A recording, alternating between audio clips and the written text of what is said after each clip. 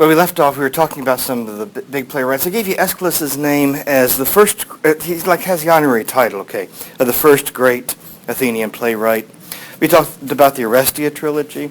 I left you with the idea that this is a good starting point to thinking about Greek drama because you've got two things really going on. You've got the interesting story, which is really a whole lot more interesting than that few minutes that I gave you a summary would indicate.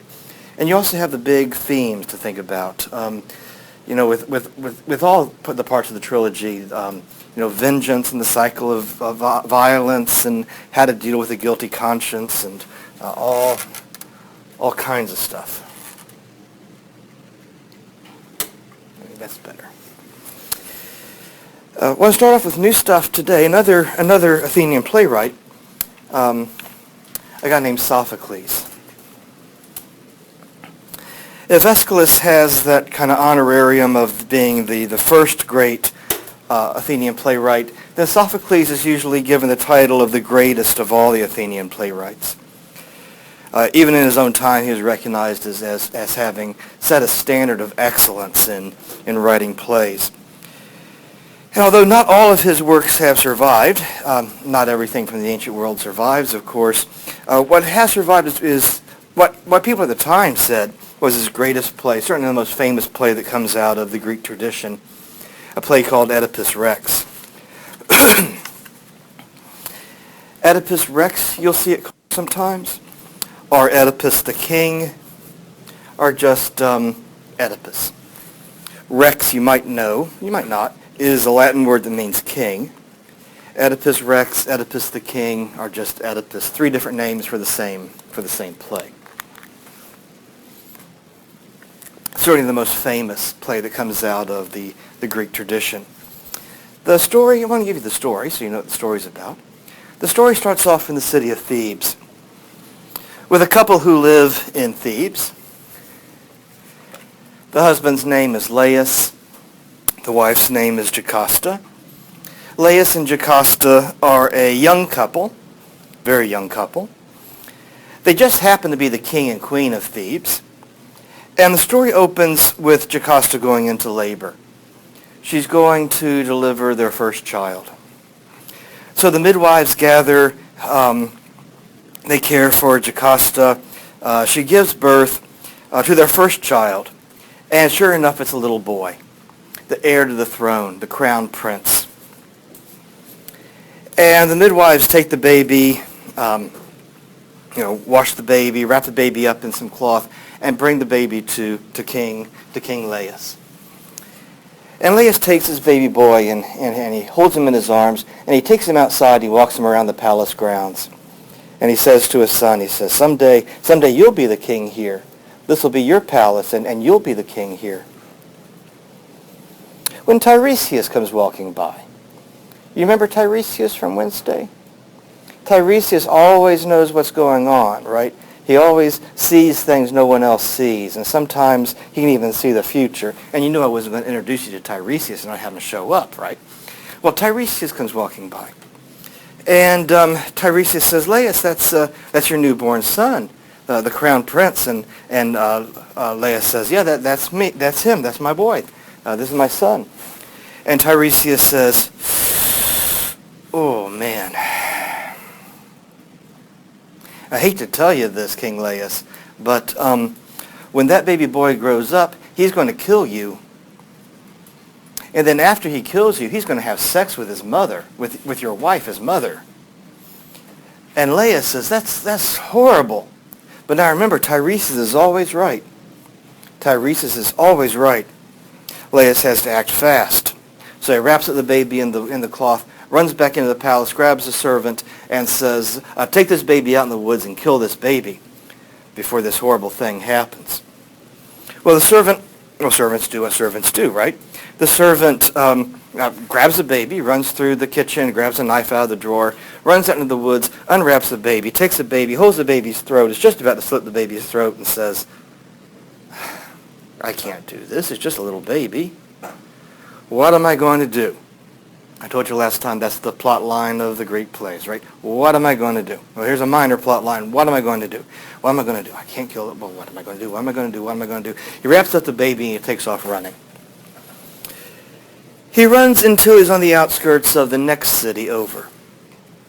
You'll remember, although it's been several lectures, I know you remember, I told you that every city in ancient Greece had its own culture, its own way of life, its own government, its own rules, its own favorite kinds of food, fashion styles, all kinds of stuff. And he gets right to the edge of the next city over. And he's getting kind of desperate, this servant is, because Laius is probably wondering where he is and what's taking so long to do this job that really shouldn't be taking all that much time to do. And with this panicked servant, he gets to a pasture where there's some sheep. And by this time it's late at night, and over in the corner he sees the sheep asleep, and he finds the trail where the shepherds walk up from the town, from the city in the morning. And so he takes the baby, makes sure it's wrapped nice and tight so it stays warm, lays it in the middle of the pathway, and then runs back home before anybody suspects that it might be taking him a little bit longer to do this than it really should take. Well, the next morning, the shepherds come up from the city. They walk up the path. Look, there's some, it looks like a piece of cloth. Pick it up. Oh, my goodness, a little baby inside here. They run the baby back into town. They find a wet nurse for him. And so the little baby's going to be all right. And the next morning, by the next morning, everybody in town, this new town, is talking about this newborn baby boy found out in the middle of a sheep pasture. Well, this story comes to the attention of a couple in this second town, a couple where the husband's name is Polybus, and we'll call the wife Mrs. Polybus. She's not a major player, and so we're not going to make things any more complicated than we need to. Polybus and Mrs. Polybus. Polybus and Mrs. Polybus are an older couple.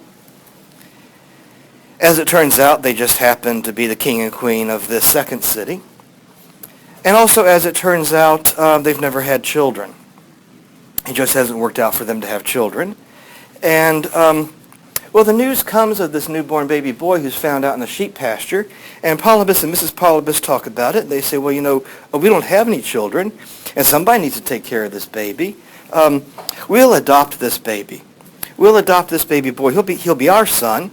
We'll raise him. He'll be our crown prince. He'll be the heir to the throne. And then when we die, when we're older, he'll take over ruling in this palace. He'll be the king of this new city. And so Polybus and Mrs. Polybus adopt this little boy. They gave him the name. They give him the name Oedipus, which is where the play gets its name from. And Oedipus grows up. Polybus and Mrs. Polybus love each other very much. They love Oedipus very much. They give him a loving family to grow up in until Oedipus, grows up. And one day Oedipus is walking around the palace grounds, and he's thinking to himself, gosh, it's awful sad to think about my mom and dad dying, but, I am the crown prince. That's my job. And one day this will be my palace, and I'll be the king here. When Tiresias comes walking by. And Tiresias comes up to Oedipus and says, Oedipus, you're the crown prince of the city. And Oedipus says, yes, that's me, and I know who you are. You're Tiresias. And Tiresias says, oh, man. I hate to tell you this, but you're going to kill your father. And then after you kill your father, you're going to have sex with your mother.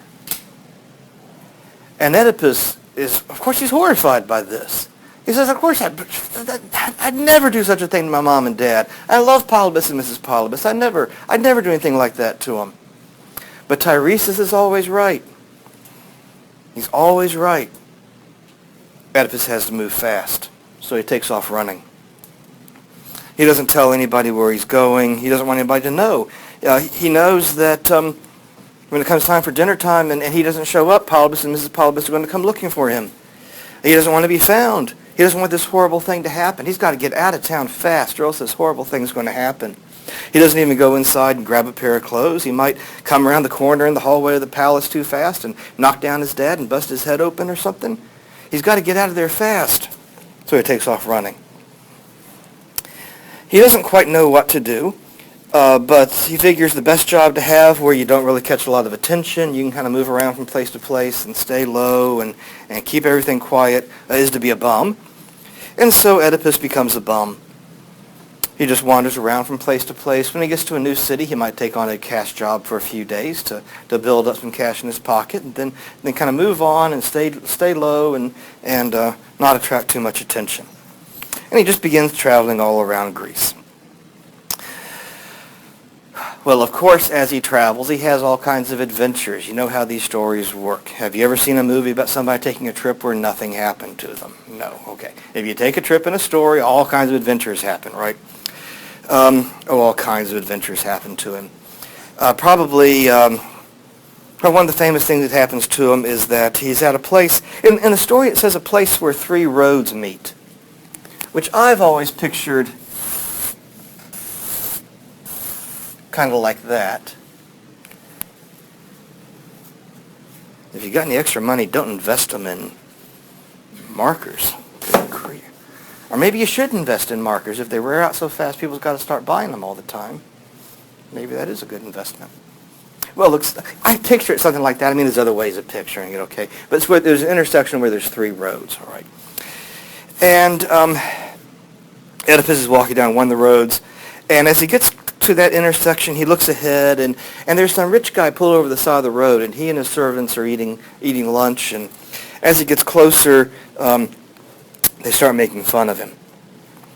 They start hollering at him that he's a bum. They start hollering nasty stuff to him. You can imagine what they holler at him. They holler at him, get a job, you lazy bum. Go take a shower, you lazy bum. I mean, they holler all this nasty stuff at him. And Oedipus...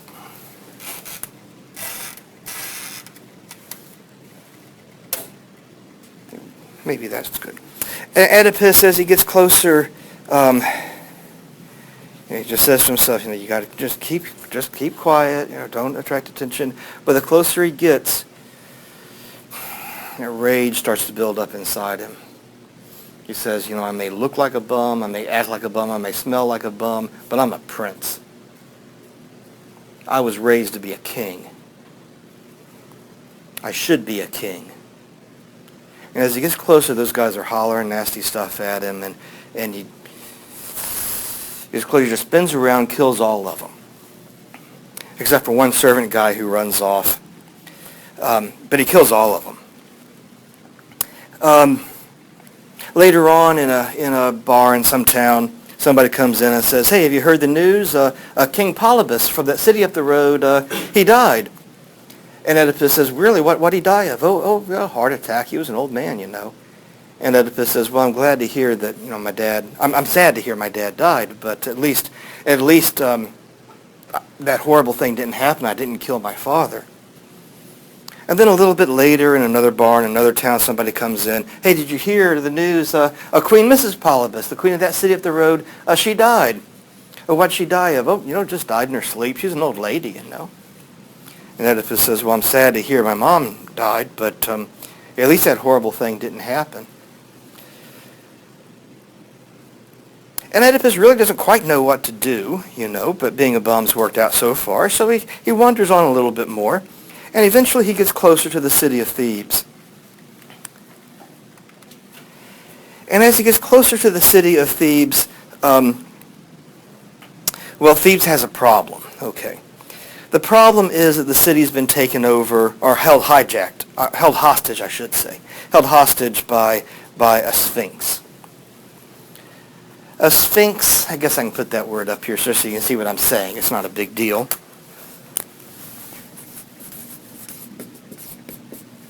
A sphinx, or sometimes you see a Y there instead of the I, it doesn't really matter. A sphinx is a mystical creature with the body of a lion, body of a female lion, and the head of a woman. Kind of a mythical creature with the body of a female lion and the head of a woman. And, the Sphinx is controlling the road. There's only one road that goes in or out of Thebes. And the Sphinx is controlling the road. And whenever anybody tries to go in or out of Thebes, the Sphinx jumps out of the bushes and says, "You can't pass unless you answer my riddle. What walks on 4 legs, then walks on 2 legs, then walks on 3 legs?" And whoever's walking down the road says, and the Sphinx goes, "Arr!" and kills them. However, sphinxes kill you if you don't guess their riddle. I don't know. I don't know stuff about sphinxes, okay? she does something and kills if you don't guess the riddle. Well, down the road comes Oedipus, and the Sphinx jumps out in the middle of the road and says, "Riddle me this, you can't pass unless you answer my riddle." Walks on 4 legs, then walks on 2 legs, then walks on 3 legs. And Oedipus says, what's Oedipus say? A man. 4 legs, 2 legs, 3 legs. Because when people are born, they walk on 4 legs, right? Because they crawl around. And then they grow up and they walk on 2 legs, and then they get old and they have to use a cane. They walk on 3 legs. And Oedipus says, a man. And the Sphinx goes, "Arr!" and shrivels up, or does whatever Sphinxes do when you guess their riddles. I don't know what Sphinxes do when you guess their riddles. I don't know about this kind of thing. Anyway, the Sphinx is gone. Well, Oedipus walks into town, and everybody says, "Oedipus, you've got to be the smartest man in Greece, if not the whole world. Because we've been trying to solve that riddle for years, and you just walk down the road and solve it. Wow, you got to be the smartest man in Greece, if not the whole world." And the news of this new smart guy who shows up in town comes to the queen of Thebes. Thebes actually has 2 problems. You see, the first problem is that the Sphinx has been holding the city hostage, not letting anybody in or out for years. The second problem is that the king of Thebes left on a business trip a long time ago, and he's never come back. And so the queen of the city is running the city, but she's not doing a good job of it. And it's no big secret. Everybody knows, even the queen. She doesn't have those kind of administrative, executive skills to manage the business of a big city. And the city is falling apart. And everybody knows it. And so the queen sends for Oedipus and says, "Oedipus, you've got to be the smartest man in Greece, if not the whole world. And so maybe you can help us solve our problem. How are we going to get the city back on track?" And Oedipus says, well, let's see. The first thing to do, your husband went on a business trip a long time ago. He hasn't come back, not come back. Sent a message back, no messages. Well, if he's been gone this long, Oedipus says, you might as well just declare him legally dead, write him off the books, and because if he's not back by now, he's not coming back. I don't know what happened to him. He got sick or decided to go somewhere else or whatever. Just declare him dead and write him off the books and out of the picture. And so once you've done that, now see, you're a widow. So what you really should do is find a really smart man and marry him and let him be the king of the city, and he can run everything. And now, who around here is really smart? I know, me, because I just solved that riddle. Why don't you marry me, make me the king of the city, and I'll run everything. And of course you know where the story's going, don't you? Queen Jocasta thinks this is a great idea, and Jocasta and Oedipus are married. King Laius is declared dead, and Jocasta and Oedipus are married. What starts off as a marriage of political convenience becomes a real marriage. Oedipus and Jocasta come to love each other very much. I mean, there's a bit of an age difference, but hey, that happens.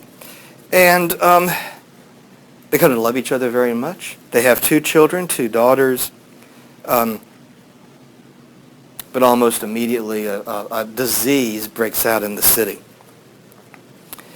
And Oedipus has a major problem. You know, he's supposed to be this really smart person, and he has no way of dealing with a disease. And one day he's outside walking around the palace grounds, and he thinks to himself, you know, I don't know anything about diseases. What in the world can I don't know. And he sees Tiresias walking down the road. And Oedipus runs over to Tiresias and says, Tiresias, do you know there's a disease in town? And Tiresias says, oh yeah, I know. And Oedipus says, well, do you know what's causing it? How can we stop it? And Tiresias says, oh, I know that too. The king who left on the business trip a long time ago and never came back, he never came back because he was murdered. And his murderer's never been found. The city just said, oh, well, I guess the king's not coming back, and declared him legally dead, wrote him off the books, and didn't even go looking for him. didn't even try to find him and see if he was in trouble, let alone find out that he was murdered, and his murderer's never been brought to justice. And the gods are punishing the city because they didn't bother to find out who murdered the king.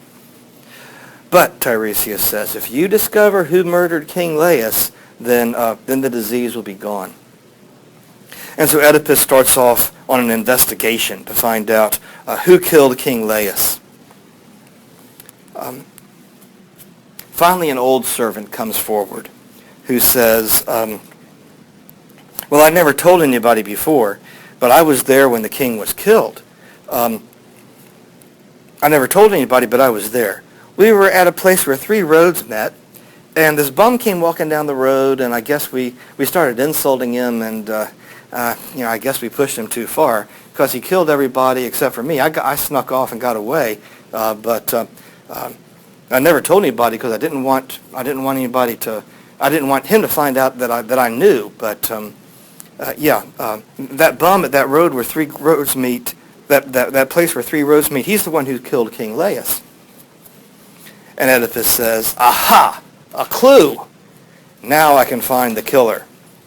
He launches this investigation, now narrowing down as to what kind of a bum would be walking down a road at a place where 3 roads meet and kill some rich guy pulled over to the side of the road. Until eventually everybody in Thebes figured out what's happened except for Oedipus and Jocasta. Until one day Jocasta's in her bedroom and she's thinking to herself, now, who could have killed King Laius? And all of a sudden she realizes that what Tiresias had said years and years and years ago had come true. That Oedipus had killed his father and now had sex with his own mother. She takes a sheet off the bed, wraps one end around her neck, throws the other over the rafter, jumps off the chair, breaks her neck, kills herself.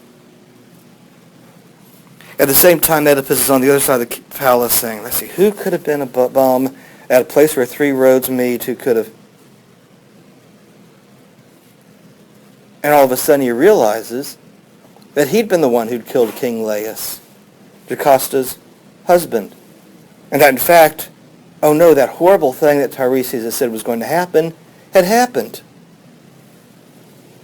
Oedipus goes running into Jocasta's bedroom, and there he sees hanging from the rafters the body of his wife, the woman that he loves, the mother of his children, who he only now just realizes is his own mother. He reaches up and grabs the big brooches, the big pins that hold the shawl to her robe. He pulls those pins out and he gouges at his eyes so that the last thing he sees will be this horrible sight.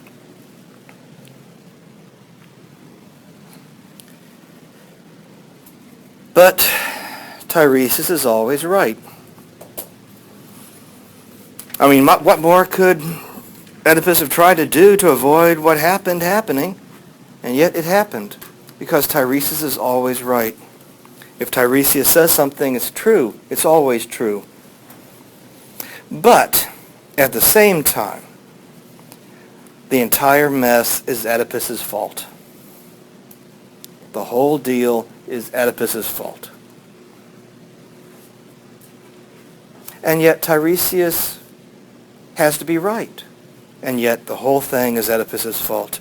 If he had been walking down the road where these 3 roads met, and as he got closer, instead of that pride, you see, that self-serving kind of, self-promoting kind of pride that takes him over and builds to that rage, if instead he just said, look, if 3 minutes from now I'm going to be past the intersection, never going to see these guys again, keep your cool,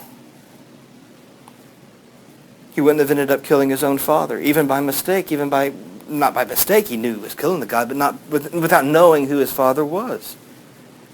If he just had some humility, and if he just said, look, I can get past these jerks, and it's not going to be a big deal. 5 minutes from now, it's not going to be a big deal. But instead, as he gets closer, that burning anger and rage builds up in him. He ends up killing his own father.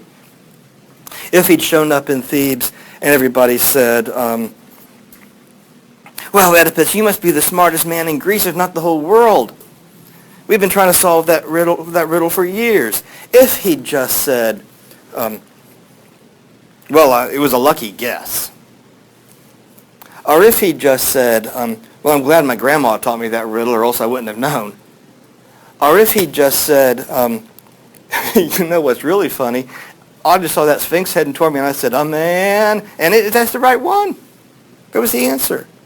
Then they would have carried him off to the local bar, bought him as much beer as he could drink, and the next day he would have left being the big hero, and everybody says, yay, Oedipus, and go off. But instead, what happens? He shows up in town. Everybody says, man, you must be the smartest man in Greece, if not the whole world. And Oedipus says, yeah, you know, it was a pretty slick answer I came up with. You know, I probably am the smartest guy in Greece. And look at this city. It's a wreck. They need a king around here, and I was born to be a king.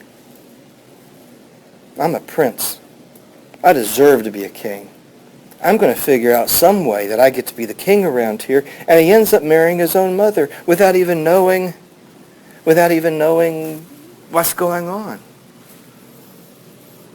So at the end of the story, the whole mess was his fault, and yet at the same time, Tiresias is always right. There's nothing he can do to avoid falling into this trap.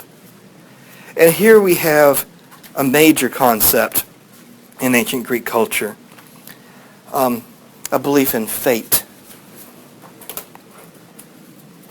Not faith, but fate. The belief that if something is going to happen to you, there's nothing you can do to avoid it.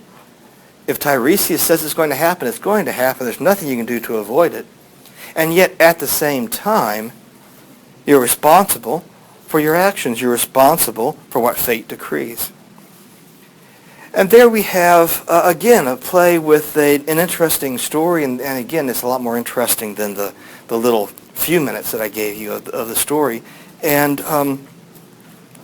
then this major philosophical problem. It comes down to philosophical terms of free will and determinism, and how do we work through those kinds of difficulties.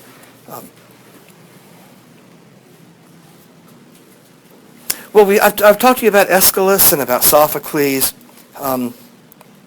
Before we leave Athenian drama, we'll talk about another playwright, Aristophanes.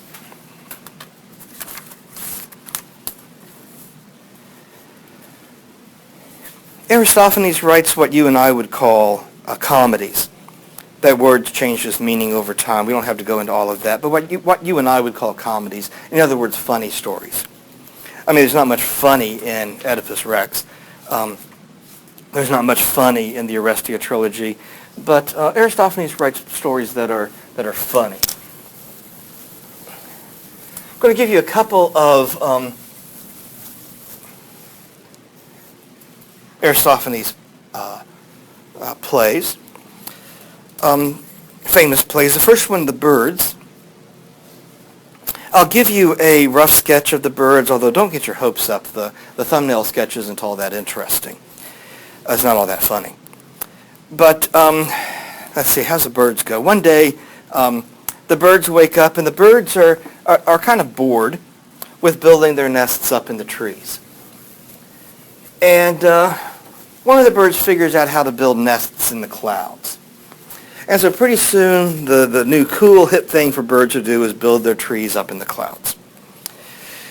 Well, so far, so good. But then the people on earth begin sacrificing animal sacrifices to the gods, like always. And somehow the smoke that comes up from the sacrifices gets trapped in the birds' nests up in the clouds and doesn't get through to where the gods are. And so the gods are sitting up there. They get all huffy because they're not getting their sacrifice smoke to smell. And so the gods come down to earth and go to the humans and say, how come you're not sacrificing the animals to us? And the humans say, we are, just like we always have been. Finally, they figure out the smoke's getting trapped in the birds' nests. Meanwhile, the birds who are living in the birds' nests are like soaking up spiritual radiation from the sacrifice smoke, if that makes sense. And so they're getting all kinds of powers to do all kinds of things. And if you think the world was nutty with the gods running around doing stuff, imagine how things are when the birds are running around with godlike powers and doing stuff. And so the people and the humans the gods and the humans had to figure out how to convince the birds not to build their nests in the clouds. Like I said, that's not very funny. But the You see the potential for humor, okay. There's a lot of potential for things going wrong and all of that. What's famous about the birds is that Socrates shows up as a character in the birds. You remember Socrates, the philosopher, okay? Socrates shows up. He's portrayed as the owner of a thinking shop in Athens. This was before Socrates' death, before his trial, while he was still going around bugging people. And he's portrayed as the owner of a thinking shop. And when the people and the gods can't quite figure out what to do next, and they go to Socrates' thinking shop, and he gives them a thought. He says, maybe this is the way you start moving towards getting the birds out of the clouds. And then they go off and think about think about the problem from this new angle that Socrates has provided. Socrates' students write that Socrates was horribly offended by this because Aristophanes portrayed him as selling thoughts to people, and Socrates says, I never accepted money for talking to people. So he was horribly offended by this. The other famous play which shows up in references in the news every once in a while is another play by Aristophanes called the Lysistrata, or just Lysistrata.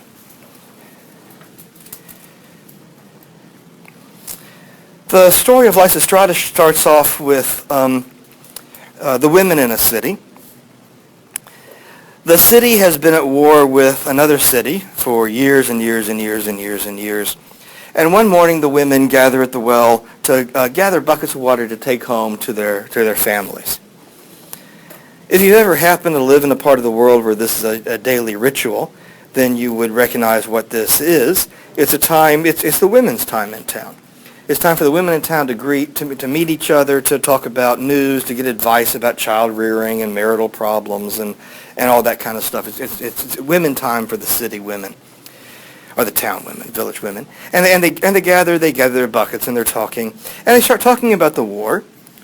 And one of the women says, I've got an idea. Let's go home and tell our husbands, this war's been going on for a long time. Why don't you just meet with the men from the other city and work out an honorable agreement where both sides can feel that the honor of the city has been protected and you can come up with an end to the war. And the women say, that's a good idea. And so they go home and they tell their husbands, this war's been going on for a long time. Why don't you just meet with the men from the other city, sit down and work out some kind of agreement that protects the honor of both sides in the war and just call an end to the war. And the men say, oh, you silly women. You don't understand politics, and you don't understand military stuff, and you don't understand concepts like honor. That's guy stuff. You just take care of women's stuff and leave the war stuff to us. And the next morning, the women gather at the well, and they say, well, that didn't work. And one woman, a young woman said, Lysistrata, said, well, I've got an idea. Let's go home and tell our husbands no sex until the war is over.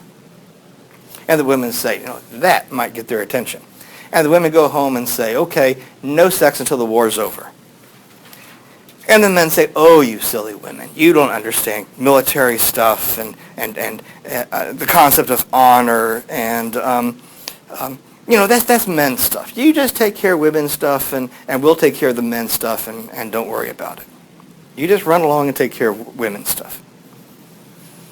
Well, that's what men say for the first week. And then the second week. And the third week, the men in the city say, well, this war has been going on for a long time. And the fourth week. And the fifth week. The sixth week, the men say, couldn't hurt to talk to the guys from the other city. Seventh week, eighth week, ninth week, 10th week. Believe it, I'm not going to play it up like Aristophanes does. The men are in anguish. They can't walk down the road. All the businesses are closed because the men who run the shops can't concentrate enough to count out money, to make change. The whole city is collapsing. These men are staggering around. And finally the men say, let's just send a message to the guys in the other city and see if we can't talk. Meanwhile, just by a big coincidence, the women in the other city have been doing the exact same thing. Who saw that coming? And so the men in both cities, they come staggering. trust me, Aristophanes plays this up a whole lot more than I'm going to. Kind of staggering out of the city. They meet each other, shake each other's hands and say, okay, that's it. We're finished with the war stuff, and come back to the city. So, well, you can imagine there's all kinds of room for comedy there. But also there's the serious issue of here you have women who, on paper, they don't have any political power, but of course they have political power. Because political power is exercised through relationships. And Aristophanes, in the Lysistrata, is illustrating how women can shape politics through relationships, even though on paper they don't have political power, but in reality they have a way to maneuver through political situations. And so there you have kind of a serious topic with the comedy and the interesting story that goes along with it. Believe it or not, that general plot shows up about once a year in the news.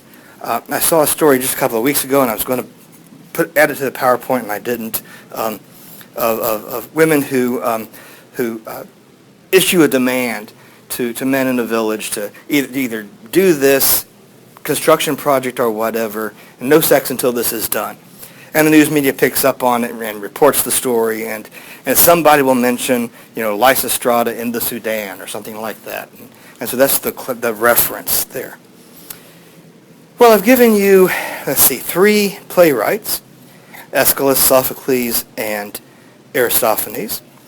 The plays that they are most famous for, and I hope some kind of insight into drama that comes out of the Greek tradition. I'm going to go to another topic now. Give me a second here while I switch gears.